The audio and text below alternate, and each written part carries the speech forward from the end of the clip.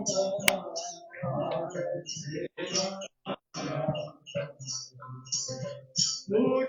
Saki Jana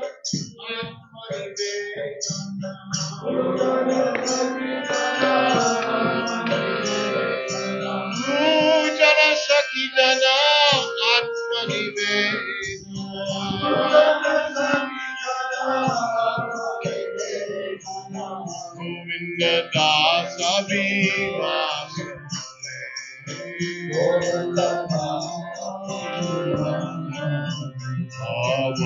Jahore Mana Sina Nandana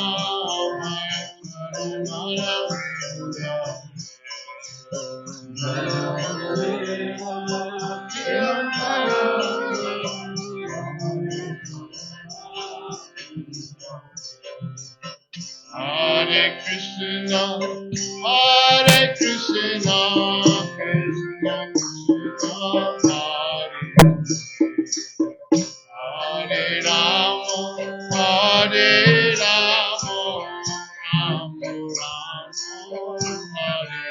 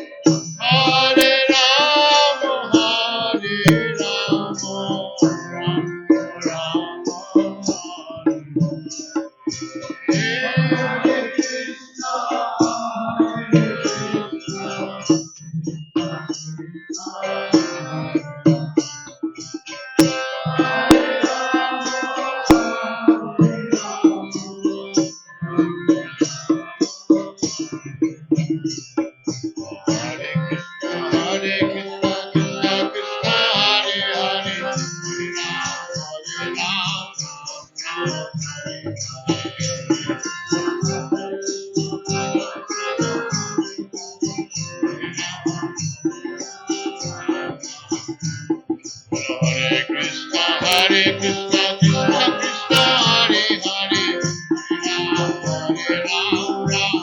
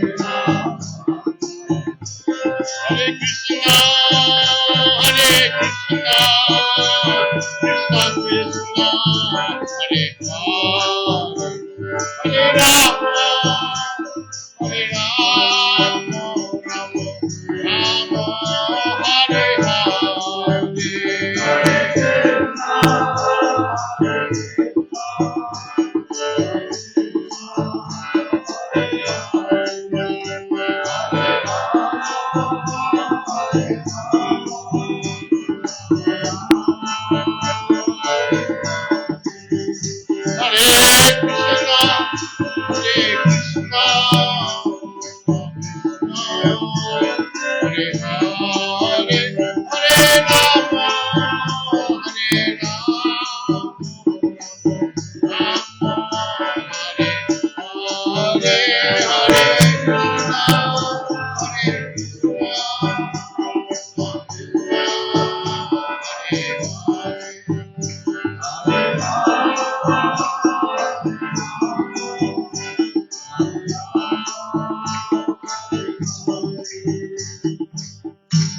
going to ask everyone to chant along.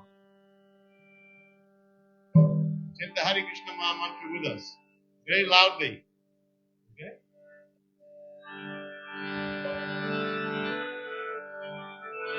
Hare Krishna, Hare Krishna, Krishna Krishna, Hare Hare, Hare Rama, Hare Rama, Rama Rama,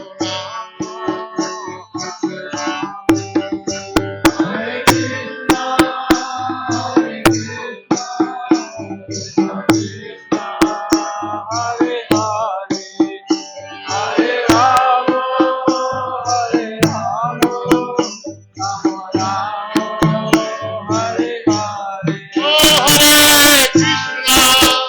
Hare Krishna, Krishna Krishna, Hare Hare, Hare Rama, Hare Rama, Rama Rama, Hare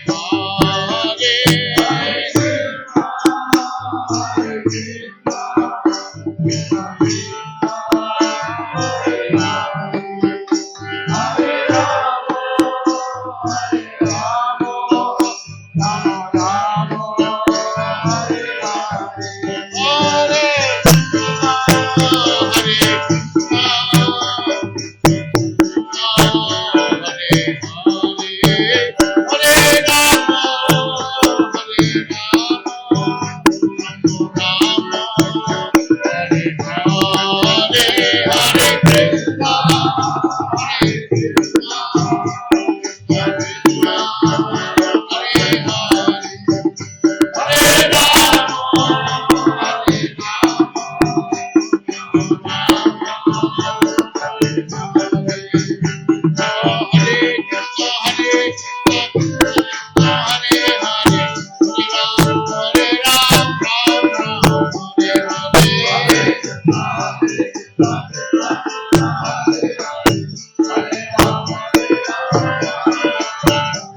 Oh, Hare Krishna, Hare Krishna, Krishna Krishna, Hare Hare, Hare Rama, Hare Rama, Rama Rama, Hare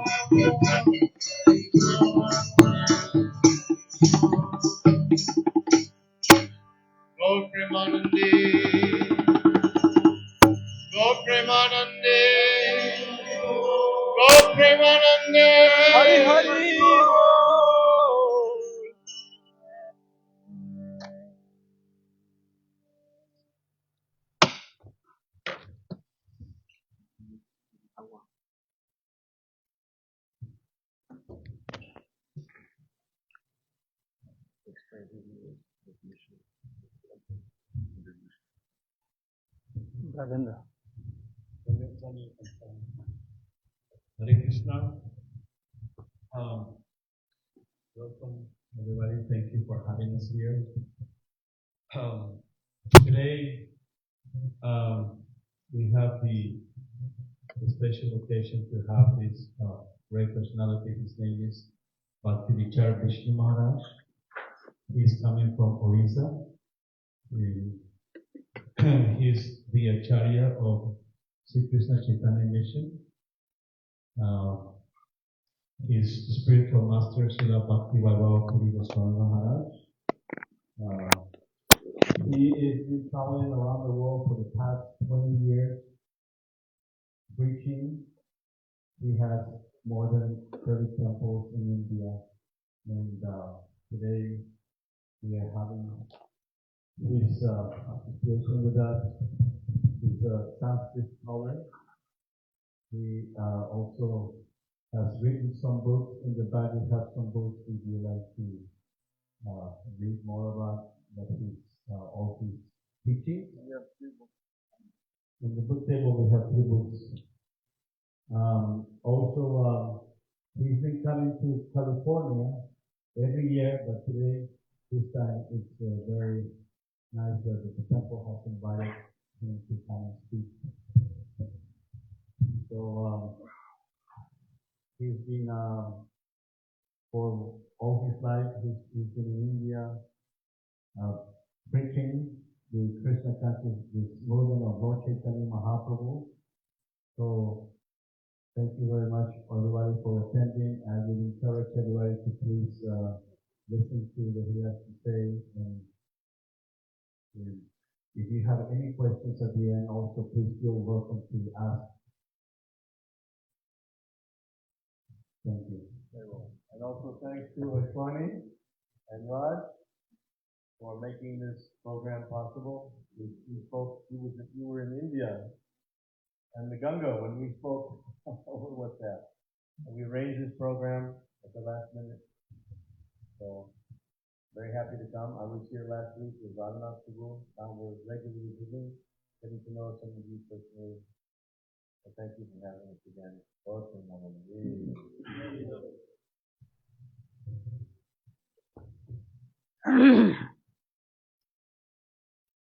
जय श्री श्री गुरु गौरंग गंधर्विका गिरिधारी राधा मदन मोहन राधा गोविंद राधा गोपीनाथ जी की जय।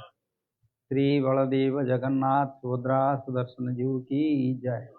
श्री राम लक्ष्मण सीता वीर हनुमान की जय। जय श्री शिव पार्वती गणेश कार्तिकेय की जय। जय श्री आंजनेय स्वामी की जय। ऑल समस्त देवा देवी की जय। समस्त गुरु वर्ग की जय। समागत भक्त वृंद की जय। सबसे पहले परम करुणामय पतित पावन श्री गुरुपाद पद्म दीक्षा गुरु शिक्षा गुरु परंपराचार्य वृंद समस्त सर्व साधु संत मंडली सबको दंडवत प्रणाम करते हुए उनके कृपा आशीर्वाद करता हूँ। फिर हमारे साथ उपस्थित यहाँ का भक्ति किंकर माधव महाराज, श्रीपाद राधाकांत प्रभु, श्रीपाद प्रहलाद प्रभु, ब्रजेंद्र कुमार प्रभु, सब यहाँ का हमारे भक्त लोग जो हमारे श्री गुरु मंदिर, श्री गुरु टेम्पो, वहाँ का मैं तो नाम जानता नहीं, लेकिन समस्त सेवा अधिकारी, परिचालक, उद्योगी समस्त को मेरे शुभेच्छा और शुभ आशीर्वाद और प्रणाम। उपस्थित समस्त भक्त लोग और माता जी लोग सबको मेरा हृदय से शुभेच्छा एवं प्रणाम ज्ञापन करता हूँ। और जो बैठे हैं सबके आशीर्वाद से, शुभेच्छा से भगवान के मंदिर में हमारी शास्त्र में जो भगवान की कृपा वर्णना है, यदा यदा हि धर्मस्य ग्लानिर्भवति भारत अभ्युत्थानम् अधर्मस्य तदात्मानं सृजाम्यहम्। जब जब धर्म का ग्लानि होता है और अधर्म का वृद्धि होता है, तब भगवान स्वयं आके इधर अवतार लेके अधर्म को नष्ट करके जो दुष्कृतिवान लोग होते हैं, आसुरिक प्रभाव लोग होते हैं, धर्म को जो मानते नहीं और विपरीत जो धर्म को करते हैं, भगवान उनको विनाश करते हैं, फिर धर्म को संस्थापना करते हैं, भक्त लोग को रक्षा करते हैं, साधु लोगों को रक्षा करते हैं। परित्राणाय साधूनां विनाशाय च दुष्कृतम् धर्म संस्थापनार्थाय संभवामि युगे युगे। Time to time, Supreme Lord appear here and he destroy all miscreants, demoniac people who does not follow religious principle, and he again established this religious Sanatana Dharma, which is related to our Atma Dharma, and again protect to devotees. This is time to time happening. Now also it has been continuing. तो भगवान स्वयं अपने श्रीमुख से भगवत गीता से announce किया, जदा जदा जब जब धर्म का ग्लानि होते हैं, भगवान किसी न किसी रूप से अवतीर्ण होके इस धर्म को संस्थापना करते हैं और भक्त लोग को रक्षा करते हैं। जो दुष्कृत जो होते हैं उन लोग को, असुरी को लोग को फिर विनाश करते हैं। इसी हमारा वैदिक धर्म में अनेक अवतारों का चरित्र वर्णन है।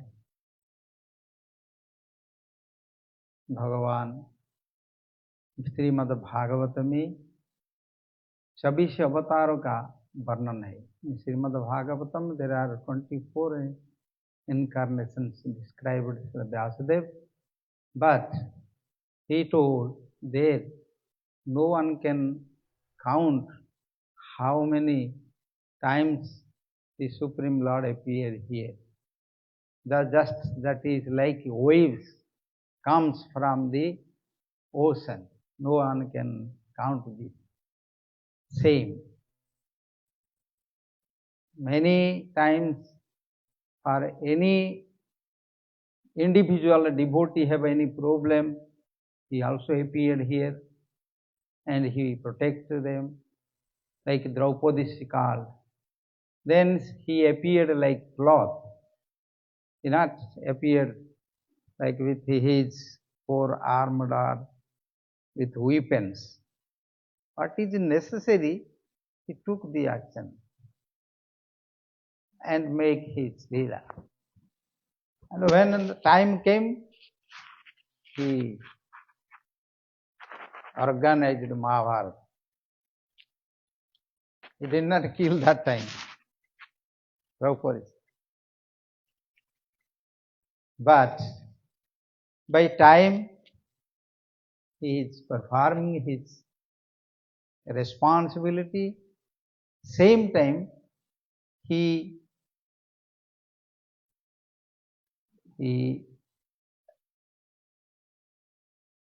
performed his leela. Leela means his karma, his pastimes, that is for future generation who will come, they can chant, they can hear, they can remember, they sanctify themselves and they develop their bhakti and free from this material environment. Moksha. Not only he comes to kill one demon, that is not important for him. भगवान अवतार होके आते हैं तो असुरों को मारने के लिए कोई उनका बड़ा कोई कर्म नहीं है, लेकिन भक्त लोग के लिए भगवान ऐसा लीला करते हैं। मनुष्य का माफी, कभी कभी मनुष्य का माफी ही सुख दुख और लाभ अलाभ, जय पराजय, मान अपमान, ये सबको सहन करके एक पवित्र लीला सृष्टि करते हैं। जैसे रामायण भगवान श्री रामचंद्र राम लक्ष्मण सीता, राम लक्ष्मण भरत शत्रुघ्न, चतुर्धा मूर्ति वासुदेव संकर्षण प्रद्युम्न अनिरुद्ध ये फिर इधर अवतीर्ण हुए और रावण का प्रताप से जितना देवा देवी समस्त दुख कष्ट में बहुत दिन तक भगवान की प्रार्थना की, बाद में भगवान निष्पत्ति लिया, मनुष्य का रूप में अवतीर्ण होंगे, फिर मनुष्य का माफी ऐसे ही लीला करेंगे, कर्म करेंगे और रावण की भी वध करेंगे। बाद में राक्षसों का जो प्राधान्य हुआ था सब राक्षसों को वध करके फिर धर्म को, सनातन धर्म को प्रतिष्ठित करते हैं। जो भगवान कर्म किया, राजा होने का प्रस्ताव था, रात को परिवर्तन हो गया, फिर जंगल को गया अपने भाई और लक्ष्मी देवी सीता देवी के साथ। कितना कष्ट हुआ और सीता का भी वियोग हो गया रावण का माया से, राक्षसों का माया, मृग स्वर्ण मृग होके मारी चाया रावण का प्लान। फिर सीता देवी को लोभ दिखाया, सीता देवी भूल गई और दूसरा लीला आरंभ हुआ। फिर भगवान कष्ट स्वीकार किया, सीता जी कष्ट स्वीकार किए, फिर वानर सैन्य के साथ हनुमान के साथ तो लंका के विजय किया। ये जो भगवान का जो स्टोरी लीला, ये भगवान का कोई माइक लीला नहीं है। भगवान का ये जीव के कृपा के लिए अनुग्रहाय भूतानां मानुष देहमाश्रित भजते तादृशी क्रीड़ा जा सुत्वा तत्परो भवेत्। भागवत दशम स्कंद में श्री सुखदेव गोस्वामी वर्णना किया है। अनुग्रहाय भूतानां, ये जो मायाग्रस्त जीव है, ये शरीर को मैं मेरा बोल के माया में निमज्जित होके सुख दुख जन्म मरण चक्र में घूमता है। तो हाँ, कैसे उनको फिर मुक्ति देंगे?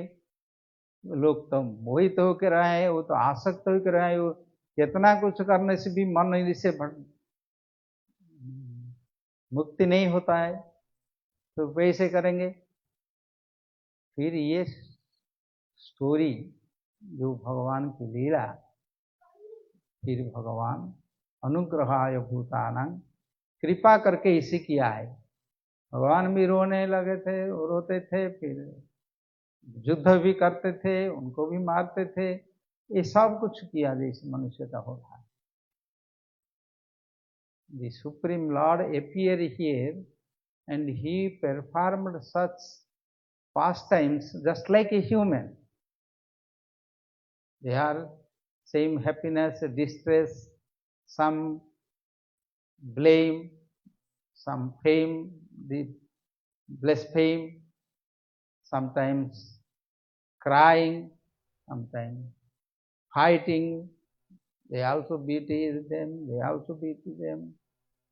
Just like a human, how they practice in their life, same the Supreme Lord also he performed. To kill a demon is not a problem for him. It is not necessary to come here. Why he is doing this?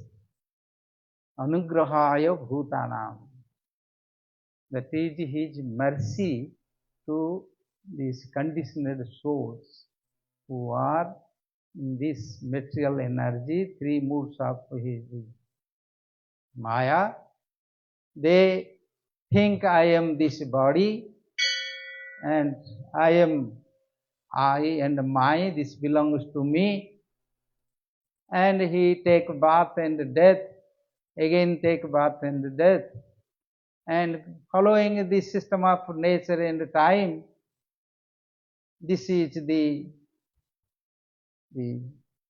material condition, how to take them from here. He has given us a lot of many philosophy, many in Upanishads, Vedanta, many philosophy, Sankhya Yoga described all detail, and Karma Yoga, Jnana Yoga, he has given all, but this is not sufficient to break their illusion, lamentation. So easily how they happily practice and come out, he has taken this, his Leela. He performed such activities, that is Leela. Upanishad told Sarvanandamayam Mukunda Daitam Leela Anukulam. He performed such Ramachandra's Leela, Krishna's Leela. Lord Shiva also has Leela. All these demigods, all gods who are appear, Devi Durga, Devi Yogamaya also, she appeared to kill the Mahishasura, this demon, and she also fought with demons, killed many demons. To protect this dharma, protect to the devotees, innocent people, because they are violent, cruel, they have no compassion, no feelings from others. Still now it is going on. Not new, we can find everywhere, still there. When become extreme, then the Supreme Lord take to responsibility to come here, take action. Now human, they are still fighting and they are going on. Naming the gods there and others, they are taking care now. When they cannot do anything, then God comes. He declared this in Bhagavad Gita, it is clear there, and other scriptures also described it. So all these Deva Devis who appeared here and they performed this Leela, Hanumant Lal, Bajrangavali, Sakshat Lord Shiva appeared there. Brahma Vaivarta Purana has written Ganesh, he appeared Krishna there. In Brahma Sangita, Brahma glorified about Ganesh.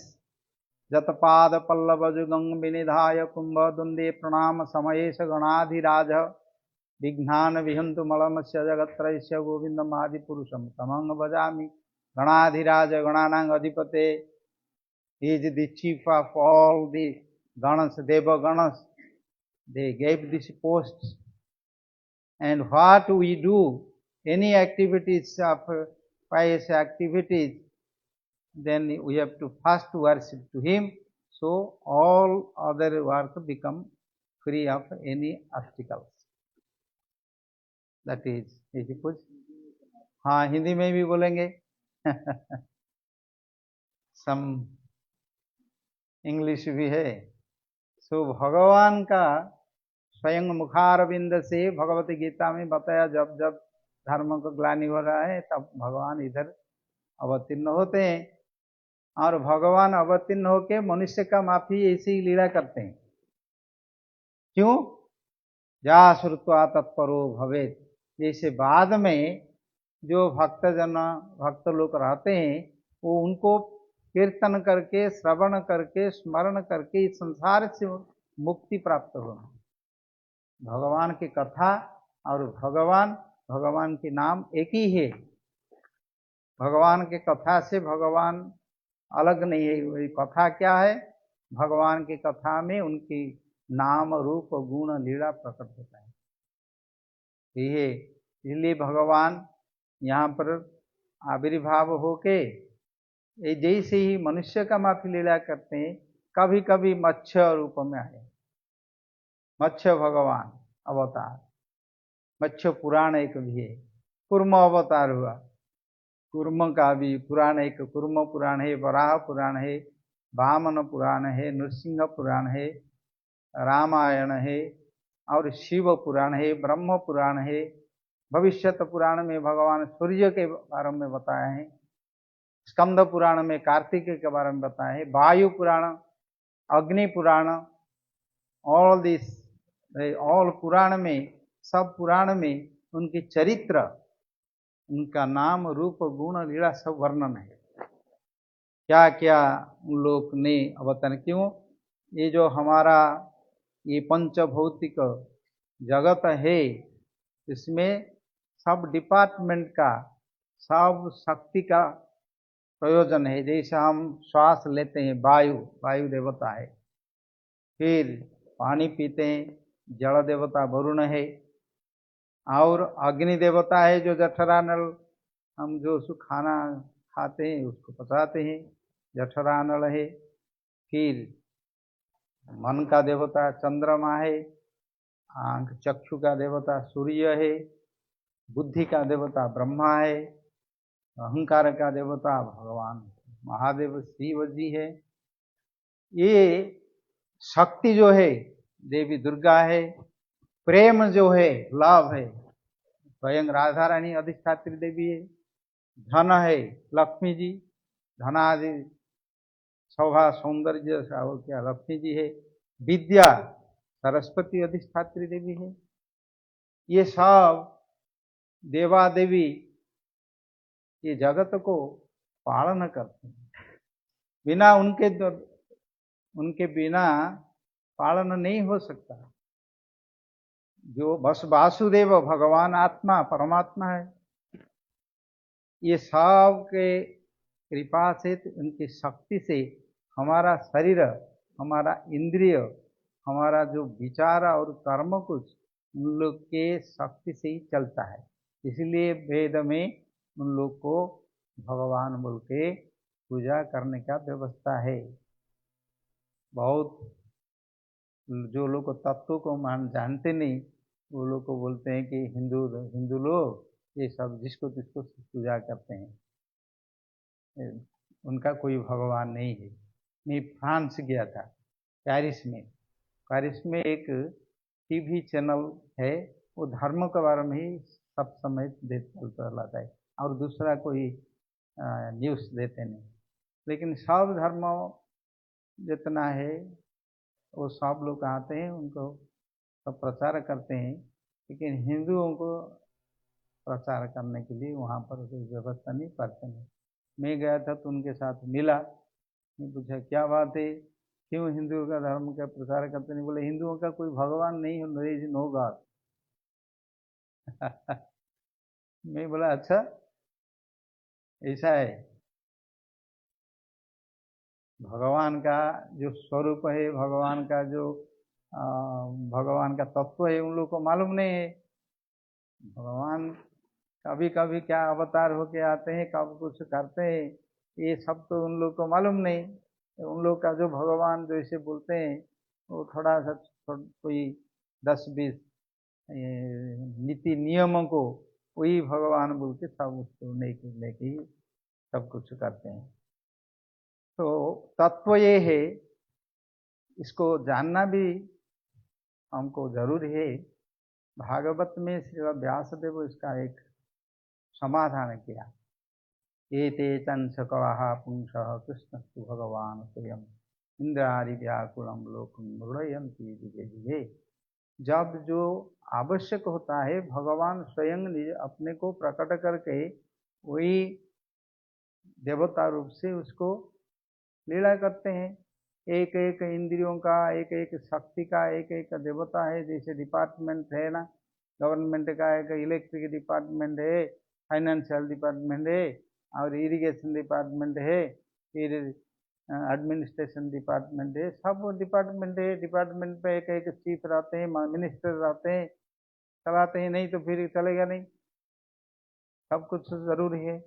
तो ये विश्व ब्रह्मांड उसको कैसे चलाएंगे? तो भगवान का भी जो जो दायित्व जब जरूर होता है तब प्रकट होते हैं।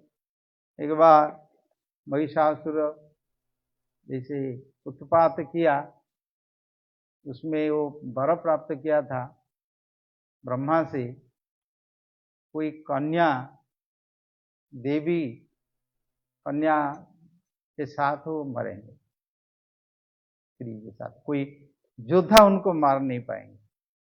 वही उसको योद्धा उसका साथ युद्ध करके नहीं मार सकते हैं। जो सबसे दुर्बल है कोई स्त्री, वो उनके हाथ मर सकते हैं। वो पर प्राप्त किया था, तो फिर उत्पात किया, देवता लोग को यज्ञ किया, यज्ञ में देवी असुरों को मारने के लिए प्रकट हुए, और शुंभ निशुंभ चंड मुंड रक्त वीर्य उन लोग का सब सेनापति थे। तो उन लोग को मारने के लिए देवी स्वयं अपने शरीर से चंडी चामुंडी के पिशाची और ये इन सबको सृष्टि किया, जो उसको रक्त ये सबको खा लेते थे। उनका रक्त बीज जो गिरता था उसके सृष्टि हो जाते थे वो लोग सब, फिर उनको खा लिए थे। वही सब देवी को अभी कोई किसी का कामना पूर्ण करने के लिए उनका आराधना करते हैं और उनका मनस्कामना पूर्ण होता है। विश्व भाव से कड़ी युग में देवादेवियों का ज़्यादा इन्फ्लुएंस नहीं है। क्यों? वो लोग ये लोग को छोड़ के अपने लोग को चले गए। ये लोग कड़ी का प्रभाव से बहुत कुछ दूषित हो गया, तो फिर इन लोगों का ये कड़ी युग में रहने के लिए कोई अच्छा व्यवस्था नहीं, ये पहले से हो गया था। बुद्धदेव का आविर्भाव में पहले ही ये सब देवादेवियों का समस्त पूजा पाठ भी बंद होने लगा था। ये काल का प्रभाव से इस है, इसको विष्णु पुराण में लिखा है, कलो 10 सहस्राणी विष्णु तेजति मेदिनी तदर्थम गंगा तदर्थम ग्राम देवता। तो 10,000 के कलियुग का 10,000 साल तो भगवान विष्णु का प्राधान्य रहेंगे। तदर्थम गंगा 5,000 वर्ष के बाद गंगा भी लुप्त हो जाएंगे। लुप्त क्या, उसको इरिगेशन करके पानी को इधर इधर ले जाते हैं सब, गंगा देवी का ऐसे ही अवस्था हो जाते हैं। और तदर्थम ग्राम देवता 2,500 साल के बाद ग्राम देवा देवी, ग्राम में जो सब रहते थे, गांव में सब पूजा पाठ करते थे, वो लोग देवा देवी सब भी चल गए छोड़ के। क्यों? बहुत अधर्मी लोग का आक्रमण हुआ, फिर इन लोग का खंड विखंड किया, आराधना पीठ और मंदिरों को तोड़ा गया, ये सब इतिहास में है। तो फिर ये कलि युग का धर्म क्या है?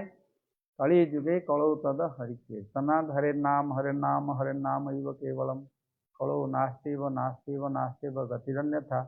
कलि युग में भगवान के नाम संकीर्तन के द्वारा, नाम के द्वारा जो कुछ आराधना करेंगे सब कुछ सिद्धि होगा, नहीं तो और दूसरा कोई मार्ग में नहीं है।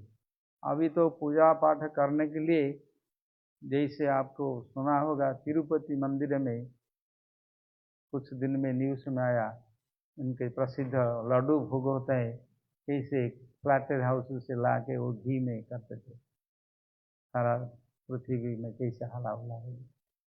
ऐसे सारा पृथ्वी में सबसे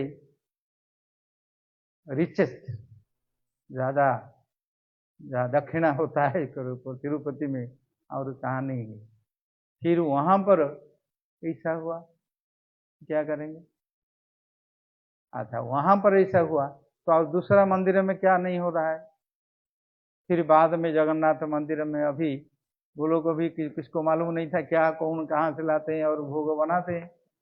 फिर अभी वहाँ पर गवर्नमेंट बैठ के फिर वहाँ का देसी घी में करने की व्यवस्था किया। तो जितना यज्ञ करते थे जितना पूजा करते थे और सब कुछ बनाते थे, घी में सब करते थे, तो क्या होता था? इसलिए सोचिए कलयुग का व्यवस्था क्या है, इसको मालूम नहीं। इंडस्ट्री में क्या करते हैं, लेबल लिख देते हैं, लेबल में लिख देते हैं शुद्ध घी लिख देते हैं, क्या करेंगे? ऐसा ही कलयुग का व्यवस्था है। तो ये नाम में लेकिन कोई असुविधा नहीं है, इसलिए भगवान नाम में समस्त शक्ति दिया। नाम नामकारी बहुधा सर्वनिज शक्ति तत्रार्पित नियमित स्मरणेन काल एतादृशी तव कृपा भगवान ममापि दुर्दैव विदृशमिहाज अनिनानुराग। श्री चैतन्य महाप्रभु फिर ये नाम संकीर्तन धर्म और सारा पृथ्वी में जितना जीव है, मनुष्य है, सबका अधिकार है भगवान का नाम लेने के लिए और भगवान का आराधना करने के लिए सबका अधिकार है। पहले चैतन्य महाप्रभु से पहले ऐसा सब भारत का बाहर देश में ये भक्ति पूजा आराधना ये सब नहीं था।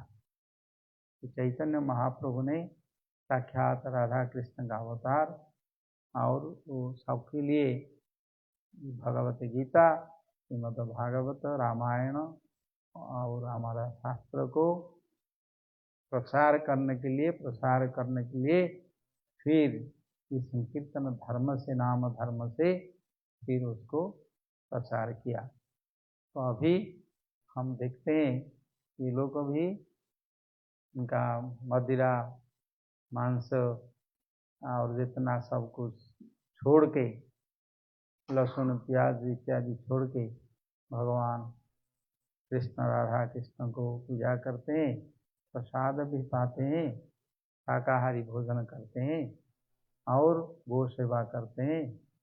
फिर हमारा जो धर्म का जो नियम है पालन करते हैं, राम कीर्तन करते हैं, शुद्ध आचार विचार करके करते हैं। सारा पृथ्वी में अभी उनका प्रसार हो रहा है, हम देखते हैं। इसलिए प्रचार आचार दोनों जरूरी है। हम आचार करेंगे और प्रचार करने, लोग को शिक्षा देना चाहिए। लोग हमारा पहले वैदिक शिक्षा दूसरे लोग को नहीं देते थे। कोई धर्म से कुछ गड़बड़ी किया तो उनको निकालो, बस यही था पहले हमारा इतिहास में। उसको निकाल दो, गांव से निकाल दो, जाति से निकाल दो, तो उनको धर्म से निकाल दो, ऐसा ही सब व्यवस्था था।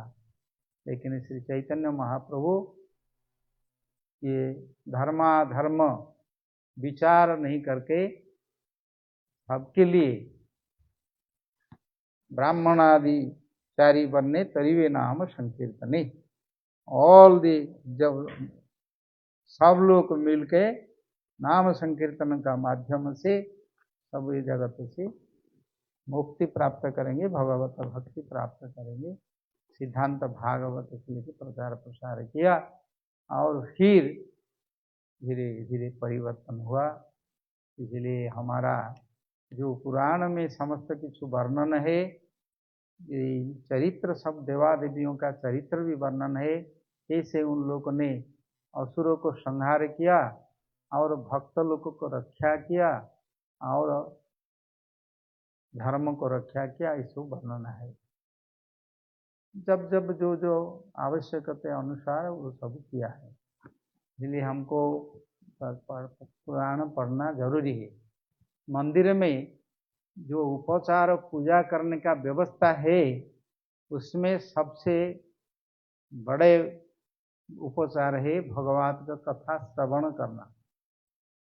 पूजा पाठ यज्ञ होम जो कुछ करने से भी जब समाप्त हो जाता है, तब भगवान की कथा को श्रवण करना, मनन करना, कीर्तन करना, उसमें व्यवस्था है। पितृलोक का हमारा आराधना करने का भी व्यवस्था है। गृहस्थ लोग अपने पिता प्रपिता सबको पूजा करना, तर्पण करना भी व्यवस्था है। श्राद्ध करने का व्यवस्था है। श्राद्ध पिंडदान होने के बाद फिर उनका गुण को श्रवण करना, उनको मनन करना भी व्यवस्था है। अपने आप्तलोक में बैठ के सब उनके बारे में स्मरण करना, कीर्तन करने से फिर उनकी कृपा, उनका स्नेह, उनका जो त्याग, ये सब हमारा हृदय में स्फूर्ति होगा, हम भूल जाते हैं सब। ये है सबसे भगवान को स्मरण करना, अपने पिता प्रपिता पितृलों को स्मरण करना, देवा देवियों को भी चरित्र उनका स्मरण करना, कैसे उन लोग ने रक्षा किया संसार में, धर्म को पालन किया, उनको भी श्रवण कीर्तन स्मरण करना, ये भी व्यवस्था है पूजा पाठ में। ये जरूर करना आवश्यक है, नहीं तो लोग कुछ मालूम नहीं होगा कि उसको क्या है, देवता क्या है, कौन से देवता का क्या फल है, क्या चरित्र है, क्यों उनको पूजा करते हैं, इसको कुछ को मालूम नहीं होगा। ज़्यादा से लोग देवा देवियों का मूर्ति पूजा का विरोध करते हैं। हमारे हिंदू धर्म में भी बहुत लोग है, बहुत विद्वान है, पंडित है, वो लोग विग्रह का पूजा करने के लिए जरूर नहीं, ये सब अनावश्यक समझते हैं। ऐसा नहीं है, उसके विज्ञान तत्व है। जैसे प्रहलाद महाराज अपने स्तुति में बताया, वो भगवान नृसिंह भगवान जब प्रकट हुआ तब प्रहलाद महाराज उनका स्तुति में एक श्लोक में बताया, नैवात्मनः प्रभुरयं निजलाभ पूर्णो मानं जनाद वपुषः करुणां वृणीते जे जे जनो भगवते विदधीत मानं तच्चात्मने प्रतिमुखस्य यथा मुखश्री। ओ भगवान, आप तो परिपूर्ण है, आपको कोई पूजा करेगा, आपको जयगान करेगा, आपको जस्य कीर्तन करेंगे, आपको बड़ा करके नमस्कार करेंगे, उससे आप बड़ा नहीं होंगे। आप तो स्वयं पूर्ण, पूर्णमदः पूर्णमिदं पूर्णात् पूर्णमुदच्यते पूर्णस्य पूर्णमादाय पूर्णमेवावशिष्यते। आप स्वयं परिपूर्ण, जला भी पूर्ण। तो फिर जो लोग आपको पूजा करते हैं, नमस्कार करते हैं, आपको जयगान करते हैं, तो क्या होता है ना, वो लोग अपने पवित्र हो जाते हैं, अपने बड़ा हो जाते हैं। आपको जो पूजा करते हैं, आपका कृपा, आपका गुण, आपका शक्ति को प्राप्त करते हैं, वो लोग बढ़ाते हैं। आप नहीं उसके पूजा में आप बड़ा होंगे, आप तो स्वयं ही संपूर्ण है। कैसे उदाहरण दिया, एक उदाहरण दिया, प्रतिमुखस्य यथा मुखश्री। मुखश्री, मुखस्य श्री, लोग अपना मुख को देखते हैं सौंदर्य करने के लिए। अपने को देखने के लिए कोई व्यवस्था नहीं है। अपना मुख कैसा है आज तक किसी को मालूम नहीं है, कोई देखा नहीं है, देखने का कोई व्यवस्था नहीं है डायरेक्ट। तो क्या करते हैं, तो दर्पण को देखते हैं। दर्पण को देखने से क्या होता है, दर्पण जैसा है ऐसा ही अपना मुख दर्शन होता है। लंबा होगा तो लंबा होगा, चौड़ा होगा तो चौड़ा होगा, काला कांच होगा तो काला दिखाई जाएगा, मैग्नेटिक कांच हो तो बड़ा देखा जाएगा। तो कौन सा ओरिजिनल, कैसे, किसका मुख कैसा है, नाक कैसा है, आंख कैसा है, किसी को अभी तक को मालूम नहीं। देखने का कोई व्यवस्था नहीं। भगवान ऐसे बनाया कि तुम सबको देखो, तुम अपने को नहीं देख सकते। तो क्या करते हैं, ये उदाहरण दिया प्रहलाद भगवान नृसिंह स्तुति में, प्रतिमुखस्य यथा मुखश्री। कैसे ना, जब दर्पण को देखते हैं, कैसे देखते हैं ना, जो प्रतिबिंब रिफ्लेक्शन है उसको देखते हैं, लेकिन अपना अंतर्दृष्टि से वो अपने को देखते हैं। और हाथ में जो कुछ डेकोरेशन करते हैं, उसको शेविंग करते हैं, काला भी लगाते हैं और कुछ कॉस्मेटिक लगाते हैं, सौंदर्य करते हैं, आकर्षण करते हैं। तो कैसे करते हैं, और दर्पण में जो प्रतिबिंब है वो तो निमित्त मात्र है, लेकिन अपना शरीर में, अपना मुख में वो कुछ पेंटिंग करते हैं, कॉस्मेटिक करते हैं, शेविंग करते हैं, सौंदर्य करते हैं। तो दर्पण को जो देखते हैं, दर्पण सौंदर्य नहीं होता है, फिर इस प्रभाव से वो अपने दर्पण का माध्यम से सौंदर्य हो जाता है। ऐसे ही आपको जो भगवान आपको जो पूजा करते हैं, धूप देते हैं, दीप देते हैं, सुगंध देते हैं, पुष्प देते हैं, भोग देते हैं, चामर आलट देते हैं, आपको जो जयगान करते हैं, स्तुति स्तव करते हैं, अपने स्वयं पवित्र हो जाते हैं, सौंदर्य हो जाते हैं। आपका आवश्यक नहीं है, आप तो स्वयं लाभ है पूर्ण, स्वयं आप पूर्ण है।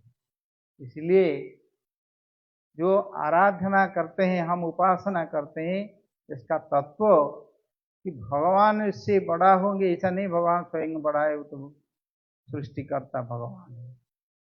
लेकिन जो पूजा करते हैं, जो आराधना करते हैं, उपासना करते हैं, वो स्वयं भगवत गुण से प्राप्त होकर बड़ा हो जाते हैं। ऐसे ही सिद्धांत है। लेकिन ये जो वैज्ञानिक तत्व उसमें है उपासना में, दूसरे लोग को मालूम नहीं। बहुत हिंदू धर्म को जो मानते हैं उन लोगों को भी मालूम नहीं है। बहुत लोग ऐसे बोलते हैं ये सब जरूर नहीं बोलते हैं। और जो अगर दूसरे धर्म में रहते हैं वो लोग भी बहुत मानते नहीं, वो तोड़ देते हैं, मंदिर तोड़ते हैं, ये सब करते हैं। इतिहास में है ये सब चलता है, अभी भी चलता है, झगड़ा भी होता है।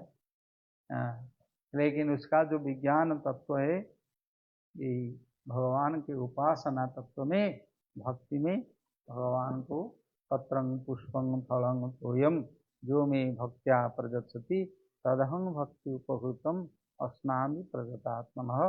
भगवान स्वयं बताया कि भक्ति भाव से, प्रेम से मुझे कोई पत्र हो, पुष्प हो, फल हो, पानी भी हो, कुछ मुझे अर्पण करने से मैं उसको खाता हूँ, उसको ग्रहण करता हूँ।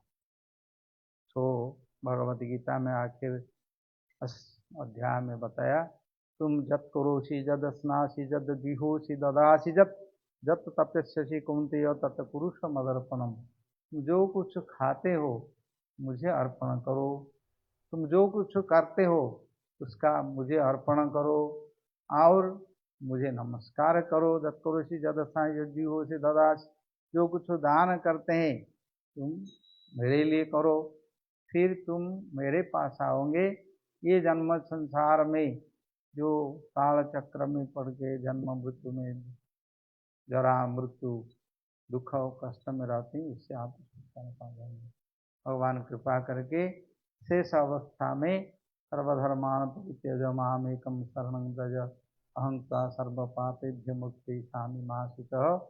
सर्वधर्म को, ये जो संसार में धर्म का नाम में जो कुछ चलता है उसको परित्याग करके मेरा शरण लो, मैं तुमको सबसे रक्षा करूंगा, तुम कुछ चिंता करना जरूर नहीं है।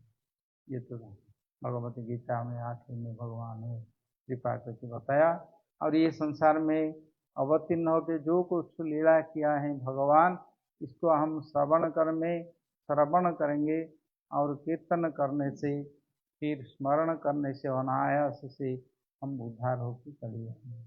इस सुनना और कीर्तन करना, बोलना और स्मरण करना, मन में चिंता करना, ये स्वभाव में मनुष्य को भगवान जन्म से दिया है। देखिए एक बच्चा है, वो खेलता है, रात को सोता नहीं, तो क्या करेंगे? उसको बोलने से तो सुनता नहीं, वो तो खेलेंगे ही। तो आप क्या बच्चा लोग क्या करते हैं, आप आओ एक कथा बोलेंगे, कोई गल्प हो, कोई कहानी हो, कुछ आप बोलेंगे ना, एकदम संयम करके बैठ जाएंगे सुनने के लिए और कुछ नहीं करेंगे, खेला धुला बंद करके सुनेंगे। बच्चा लोग का ऐसा है, सुनेंगे सो जाएंगे बाद में। ये सुनने का प्रभाव ऐसा है, श्रवण करने का। वो जो कोई कथा सुनते हैं, लेकिन उनको भगवान का कथा श्रवण करना ही चाहिए। लेकिन जो कुछ कथा को सुनने से भी मनुष्य का जन्म से ही ये एक स्वाभाविक उनकी आदत है, प्रकृति है। तो सुनने से ही ज्ञान होता है, सुनने से ही हमको कुछ बुद्धि आता है, विवेक आता है। तो सुनना जरूरी है। तो भगवान का बारे में जब कुछ हमारा पूजा पाठ होगा श्रवण करना जरूरी है। और जो तत्व ज्ञान को मालूम है, विज्ञान को मालूम है, उन लोग से श्रवण करने से और हमको ज़्यादा ज्ञान मिलेगा, विवेक होगा। बिनु सतसंग विवेक न होई, राम कृपा बिना सुलभ न सोई। बिनु सत्संग के बिना विवेक उदय होगा नहीं। विवेक क्या है, सत्य क्या है, असत्य क्या है, वास्तव क्या है, अवास्तव क्या है, सुख क्या है, दुख क्या है, कैसे मालूम होगा? ये विवेक कैसे उदय होगा? सत्संग में होगा। ये सत्संग भगवान की कृपा से मिलता है। मनुष्य जन्म जैसे पाना बहुत दुर्लभ है, मनुष्य जीवन में सत्संग मिलना भी बहुत दुर्लभ है। सत्य का जहाँ पर आलोचना होता है, सत्संग बोल के संग करके एडवर्टाइजमेंट करने से होता नहीं। जहाँ पर सत्य है, सत्य क्या, कौन है सत्य? भगवान स्वयं सत्य है। वो सत्य चित्त आनंदमय ईश्वर परम कृष्ण सच्चिदानंदमय विग्रह अनादि आदि गोविंद सर्व कारण कारणम। अनादि आदि और सच्चिदानंद, उनके बारे में श्रवण करना, आत्मा परमात्मा का कथा श्रवण करना ही सत्य है। ये माया जगत का ये तो सत्य नहीं है। शरीर जन्म हम हुआ पहले नहीं था, असत्य था, फिर मरने का भार भी असत्य हो जाएगा। फिर जन्म लेने का टाइम जो शरीर था अभी नहीं है, अभी तो बड़ा, फिर बच्चा बड़ा हुआ, युवक हुआ, फिर वृद्ध हो गया, फिर मर गया। फिर सत्य कहाँ है? इसमें सत्य जो है अविनाशी, नित्य, सत्य, अविनाशी और सनातन जो आत्मा है देही, इनका बारे में, परमात्मा का बारे में श्रवण करना ही सत्य है। और दूसरा जितना है सब माया का ही, असत्य का ही है। इसलिए सत्य का बारे में बहुत कुछ हमारा शास्त्र में वर्णना है। असतो मांग सतगमयो तमसो मांग ज्योतिर्गमय और मृत्यु और माम अमृत गमय, उपनिषद का उपदेश है। हम मनुष्य जीवन में असत्य से सत्य को पाना और मृत्यु से अमृत को प्राप्त करना और अंधकार से आलोक को जाना। तमसो मांग ज्योतिर्गमय, अज्ञान से ज्ञान को जाना, प्राप्ति करना, ये सबसे मनुष्य का प्रयोजन है। इसलिए हमको ये जो भक्ति करने का व्यवस्था है, देवताओं का प्रतिष्ठा करना, विग्रह रखना, नमस्कार करना, कुछ पत्र फल पुष्प फल चंदन गंध आरती धूप दीप भोग ठीक है प्रसाद प्राप्त करना, ये सब उपासना का अंग है। और उसमें कथा भी श्रवण करना, देवताओं का चरित्र श्रवण करना, ये भी उपासना का मुख्य अंग है। उनके नाम कीर्तन करना, उत्सव महोत्सव करना, संकीर्तन करना, ये भी सबसे बड़ा भक्ति का अंग है। उसको हम अभ्यास करने से, उपासना करने से मनुष्य जीवन में मृत्यु के बाद फिर ये जन्म प्राप्त नहीं होगा और भगवान का प्राप्त होगा। जहाँ हमारा जन्म उधर है, यहाँ जन्म नहीं है। हम सोचते हैं हमारा जन्म अमेरिका हुआ कि इंडिया हुआ कि और किसी देश में हुआ, कोई गांव में हुआ, ये ठीक नहीं है, वास्तव नहीं है। हम सोचते हैं मातृगर्भ से, जननी माता की गर्भ से आने से उसको जन्म बोलते हैं।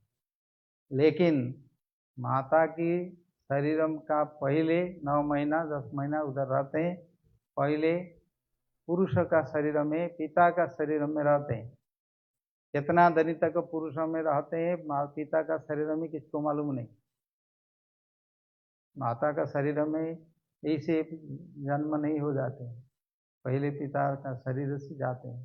तो पिता का शरीर में कैसे आत्मा प्राप्त होते हैं उधर, जिसको पिता बोलते हैं, जन्मदाता बोलते हैं। लेकिन कहाँ से कैसे आया, फिर हमको तो इधर तो कोई इन्फॉर्मेशन नहीं, कोई वैज्ञानिक भी कुछ नहीं बता सकते हैं। फिर भागवत में भगवान बताए हैं ऐसे हमारा जन्म यहाँ नहीं, आत्मा का जन्म तो गोलोक से, वैकुंठ से, भगवान के स्थान से हुआ। तो हमको वहाँ जाना है।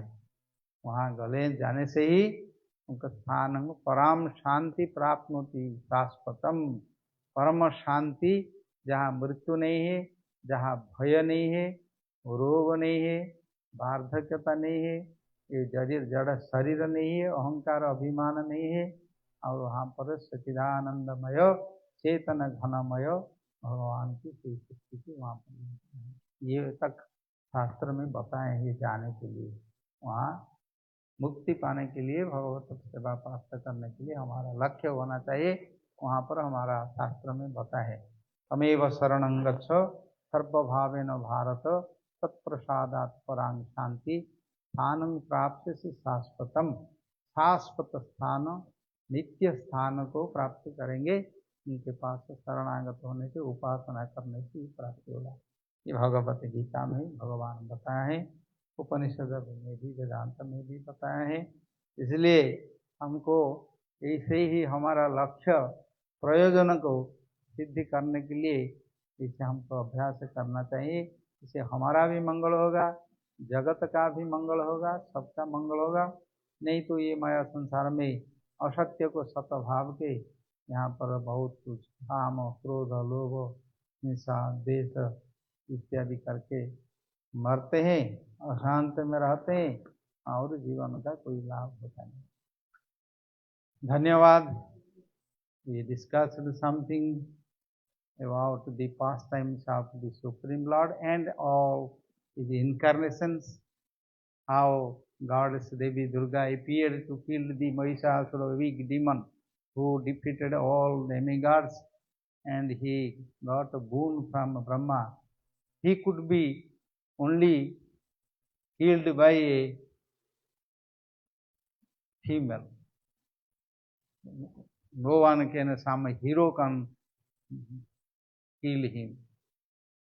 That was his, because he asked to become immortal. Brahma told, I cannot give you immortal. So he asked this. Then after got his benediction, he defeated all demigods, and he did many irreligious activities. So they worship again, and they all devatas, they asked to the Shakti Swarupini, who has energy, Srishti Sthiti Pralaya Sadhana Shakti Reka Chayeva Jasya Bhuvanani Vivatti Durga. तो दुर्गा जो सृष्टि स्थिति प्रलय, ये दुर्गा का जो अधिष्ठात्री देवी विघ्नाथ दुर्गा फिर प्रकट हुए, who appeared there in sacrifice. Then all demigods, they offer their weapons. Vishnu offered his chakra, Shiva offered his trident, Vajra offered by Indra, with a sword, with all they offered to her, and she went to kill Mahishasura. Devi Purana, there is nice all pastimes there, ritual there, to protect the dharma, protect to devotees and the devatas, establish the dharma. According the time to time, they have taken the responsibility that is written in all Puranas there.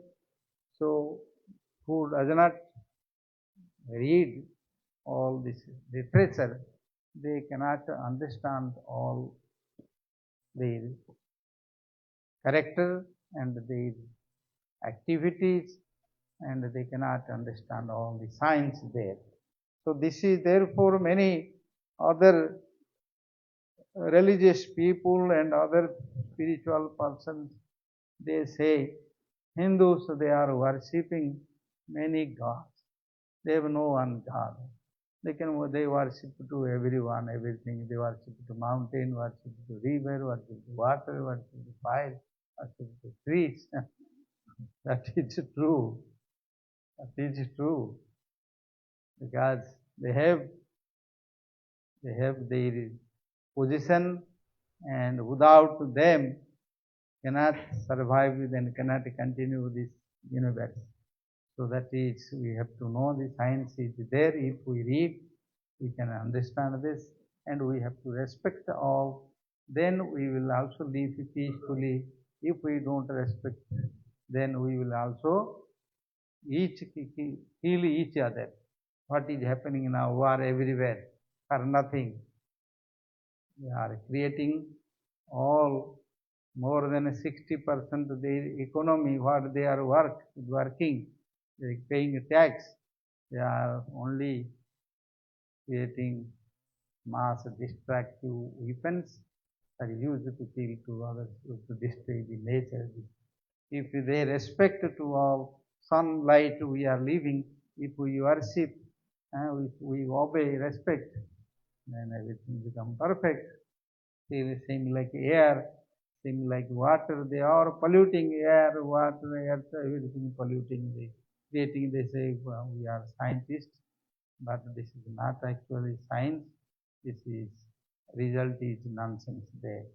So this is great philosophy, and Vyasadeva has written all Puranas. There is Charitra we worship, that is everyone. They need to understand and respect each other. Thanks to all.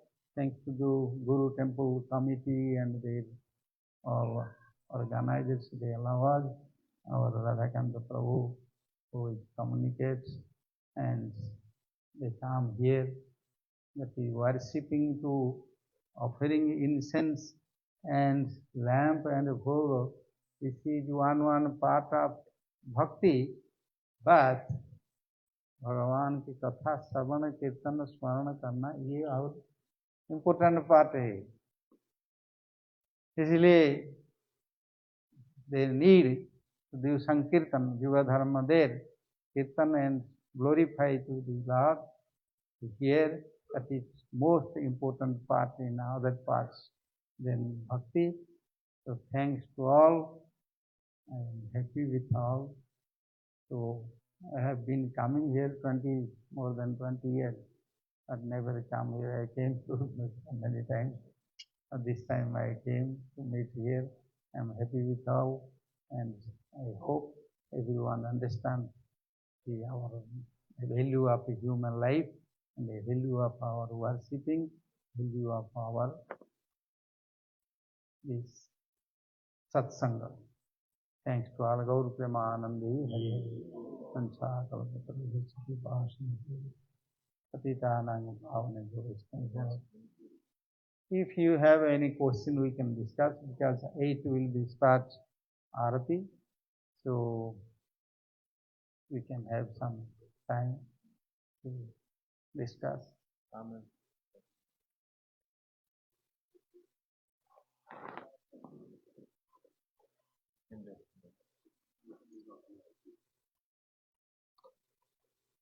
Twenty minutes. 20 minutes. Okay.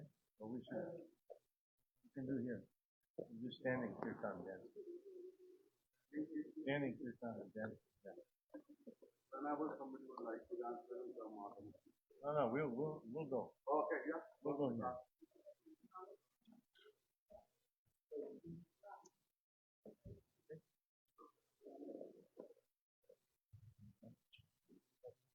Who has questions? Comment? Comment, question?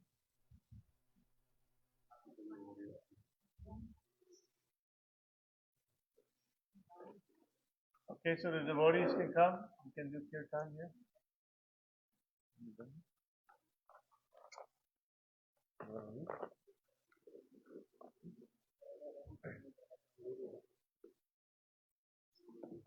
Because we're sitting for 1.5 hours. Now we can stand and stand. कलियुग में भगवान ये संकीर्तन का जो व्यवस्था किया है ना, आपको आनंद भी होगा, एक्सरसाइज भी होगा, और मन का भी आनंद होगा, आत्मा का भी आनंद होगा. सब आनंद से संकीर्तन करने से भगवान भी कृपा करेंगे. हरे कृष्ण.